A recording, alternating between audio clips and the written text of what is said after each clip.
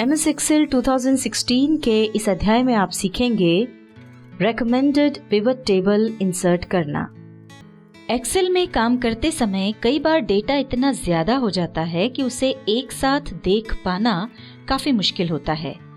ऐसे में pivot table का उपयोग करके पूरे डेटा को कम से कम जगह में संक्षिप्त रूप में देखा जा सकता है।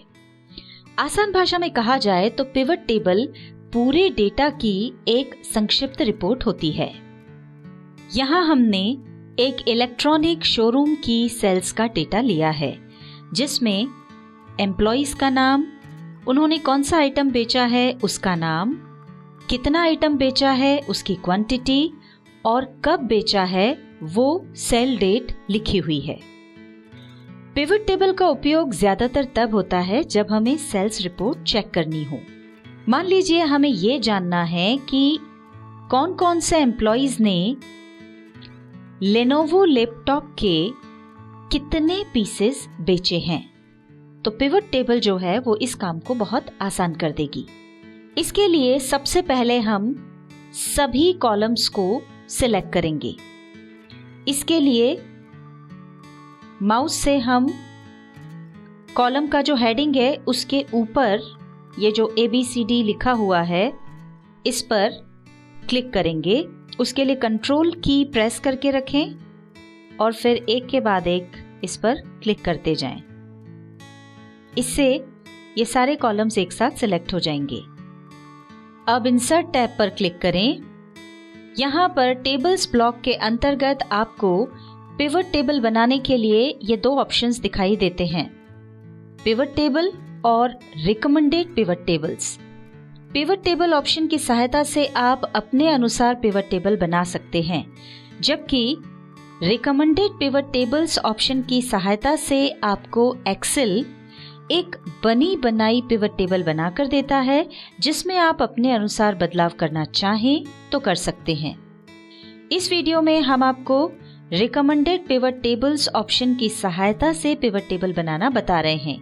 अगली वीडियो में हम आपको पिवट टेबल ऑप्शन की सहायता से पिवट टेबल बनाना और उसके और भी कुछ अन्य फीचर्स के बारे में बताएंगे।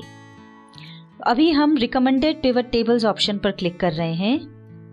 क्लिक करते ही आप देख सकते हैं यहाँ पर एक डायलॉग बॉक्स ओपन हो जाएगा।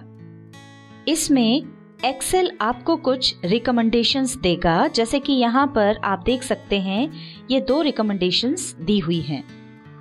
पहला है sum of quantity of item sold और दूसरा है count of name of employ.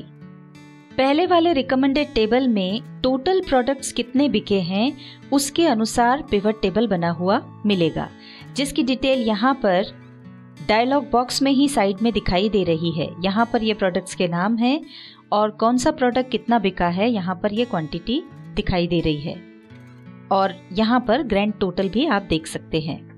और दूसरे वाले रिकमेंडेड पिवट टेबल में एक प्रोडक्ट को कितने एम्प्लॉइज ने बेचा उसके अनुसार पिवट टेबल बना हुआ मिलेगा और इसकी डिटेल भी हमको यहाँ पर साइड में दिख जाएगी। उसके लिए हमको इसको सिलेक्ट करना पड़ेगा। इस पर क्लिक करके इसको सिलेक्ट कर लेते हैं।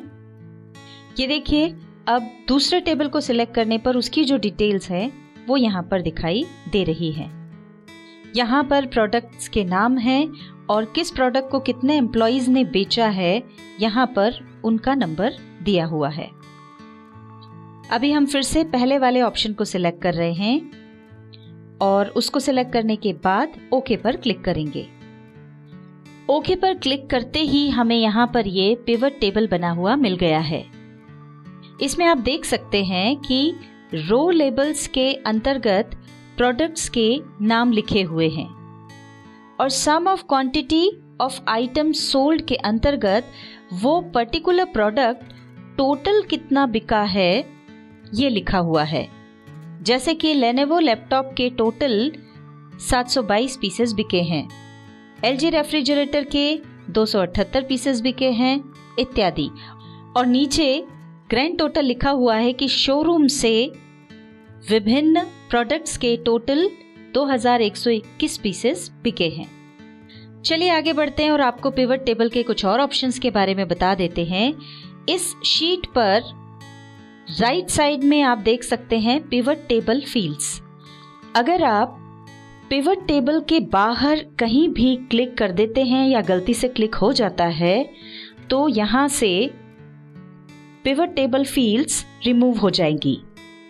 और अगर आप वापस से पिवट टेबल पर क्लिक करेंगे तो ये वापस आ जाएगी। पर अगर आप पिवट टेबल फील्ड्स को क्लोज करना चाहते हैं तो इस क्रॉस के निशान पर क्लिक करें, और अगर इसे वापस लाना हो तो पहले पिवट टेबल पर कहीं क्लिक करें, जिससे कि यहाँ ऊपर पिवट टेबल टूल्स का ऑप्शन आपको दिखाई देगा।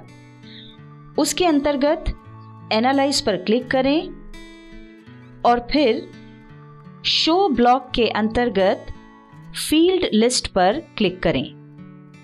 ये देखिए पिवट टेबल फील्ड्स फिर से दिखाई देने लगी है। इसके अंतर्गत यहाँ पर आप देख सकते हैं कि 4 कॉलम्स में से 2 कॉलम्स की हेडिंग्स सिलेक्टेड हैं, नेम ऑफ आइटम सोल्ड और क्वांटिटी ऑफ आइटम सोल्ड। आप चाहें तो यहाँ पर अन्य कॉलम हेडिंग्स ऐड भी कर सकते हैं और हटा भी सकते हैं। जैसे कि हमने नेम ऑफ एम्प्लॉय के चेक बॉक्स में क्लिक किया तो देखिए यहाँ पर लेनोवो लैपटॉप कौन कौन से एम्प्लॉयज ने बेचा है उनके नाम आ गए हैं, और उनके नाम के सामने उस पर्टिकुलर एम्प्लॉय ने कितने पीस बेचे हैं वो आ गया है। इस तरह से सारे प्रोडक्ट्स के बारे में आपको ये जानकारी मिल जाती है। और ये जो अभी हमने कॉलम हेडिंग यहाँ पर ऐड की थी वो देखिए यहाँ पर भी दिखाई दे रही है। ये नेम ऑफ आइटम सोल्ड और ये नेम ऑफ एम्प्लॉय। अगर हम इस कॉलम हेडिंग को हटाना चाहते हैं तो फिर से इसके चेक बॉक्स में क्लिक कर देंगे। ये देखिए यहाँ से वो हेडिंग हट गई है, और यहाँ पर भी आप देख सकते हैं कि चेंजेस आ गए हैं। आगे के ऑप्शंस देखने के लिए हम फिर से नेम ऑफ एम्प्लॉई वाले कॉलम को यहाँ पर ऐड कर देते हैं। अभी आप देख सकते हैं कि ये जो पूरा डेटा है वो रो वाइज दिखाई दे रहा है। ये इस तरह से चल रहा है, सारे जो नाम हैं वो रो में हैं और उन्हीं के आगे हर रो में उन्होंने कितने पीसेस लेनोवो लैपटॉप के या किसी प्रोडक्ट के बेचे हैं वो यहाँ पर दिखाई दे रहा है।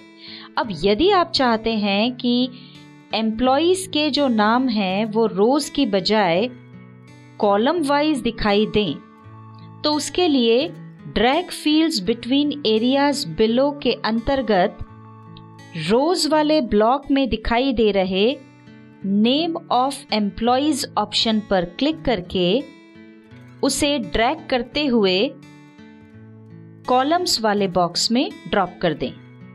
ये देखिए जैसे ही यहाँ से हमने इसको ड्रैग करके कॉलम्स वाले बॉक्स में ड्रॉप किया तो यहाँ पर सभी एम्प्लॉइज के जो नाम हैं वो कॉलम वाइज अरेंज हो गए हैं, और जो प्रोडक्ट्स के नाम हैं वो सब यहाँ नजर आ रहे हैं। यहाँ पर आपको आसानी से दिख जाता है कि किस एम्प्लॉय ने किस प्रोडक्ट की कितनी सेल की है, और यहाँ पर नीचे ग्रैंड टोटल में एम्प्लॉय द्वारा की गई टोटल सेल दिखाई दे जाएगी।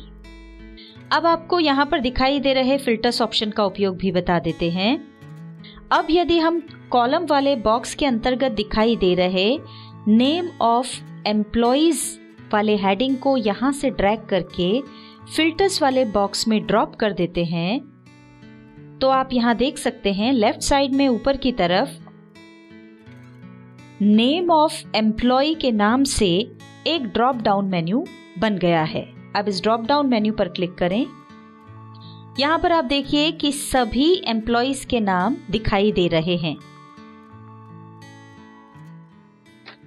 अब अगर आप किसी एक एम्प्लॉय का नाम सेलेक्ट करके ओके पर क्लिक करेंगे तो ये देखिए यहाँ पर चेतन ने जिस प्रोडक्ट की जितनी सेल की है ये पूरी उसकी डिटेल दिखाई दे रही है।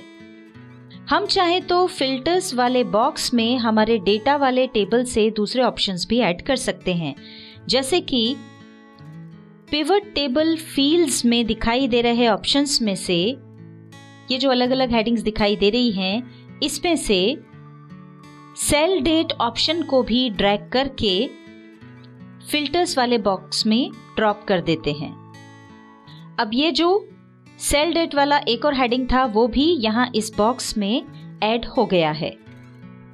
इसे हम ये चेक कर सकते हैं कि किसी पर्टिकुलर एम्प्लॉय ने किसी पर्टिकुलर डेट पर कौन सा प्रोडक्ट कितने पीस बेचा। जैसा कि यहाँ पर हमने नाम सिलेक्ट किया हुआ था चेतन, और यहाँ पर इस ड्रॉप डाउन मेन्यू से हम सेल डेट सिलेक्ट कर लेते हैं 6 जनवरी, तो यहाँ पर कोई भी रिजल्ट नहीं दिखाई दिया क्योंकि चेतन ने इस डेट में कोई भी प्रोडक्ट नहीं बेचा। पर यदि हम नाम या डेट चेंज करते हैं या दोनों चेंज करते हैं, मान लीजिए हमने नाम लिया प्रतीक और डेट यहाँ पर हमने ले ली 23 जनवरी, तो अब ये देखिए यहाँ पर आपको रिजल्ट दिखाई दे रहा है कि प्रतीक ने इस तारीख पर लेनोवो लैपटॉप के 50 पीसेस बेचे। तो इस तरह से आप अपने डेटा को पिवट टेबल की सहायता से अच्छे से सॉर्ट और ऑर्गेनाइज करके आसानी से कोई भी रिपोर्ट बना सकते हैं।